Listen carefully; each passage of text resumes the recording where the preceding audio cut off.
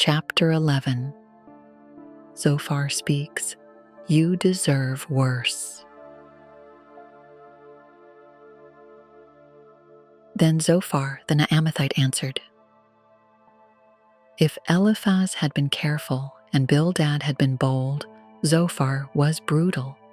There was no room for mystery in his mind, no compassion, only certainty. To Zophar, Job was not only wrong, he was arrogant to keep speaking." Then Zophar said, "Should not the multitude of words be answered, and should a man full of talk be vindicated? Should your empty talk make men hold their peace? And when you mock, should no one rebuke you? For you have said, 'My doctrine is pure, and I am clean in your eyes.'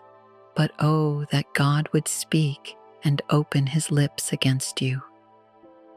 Zophar believed God should come down and correct Job, not to vindicate him, but to expose him, and then he delivered a chilling line. "Know this, God exacts from you less than your iniquity deserves."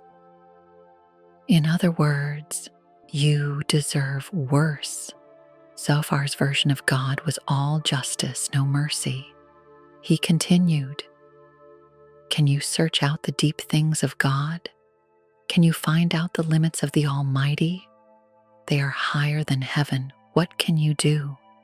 Deeper than Sheol. What can you know? Their measure is longer than the earth and broader than the sea." Though his words about God's greatness were true, his application of them was harsh and narrow. Zophar saw no innocence in suffering. He only saw sin. He said, "If he passes by, imprisons, and gathers to judgment, then who can hinder him? For he knows deceitful men, he sees wickedness also. Will he not then consider it?" Then came his advice, stern and transactional. "If you would prepare your heart and stretch out your hands toward him, if iniquity were in your hand and you put it far away, then surely you could lift up your face without spot. You would be steadfast and not fear. Your life would be brighter than noonday, and you would be secure because there is hope."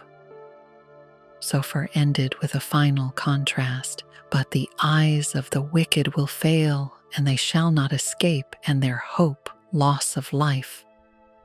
Zophar claimed to speak for God, but what he offered wasn't hope, it was accusation dressed as advice.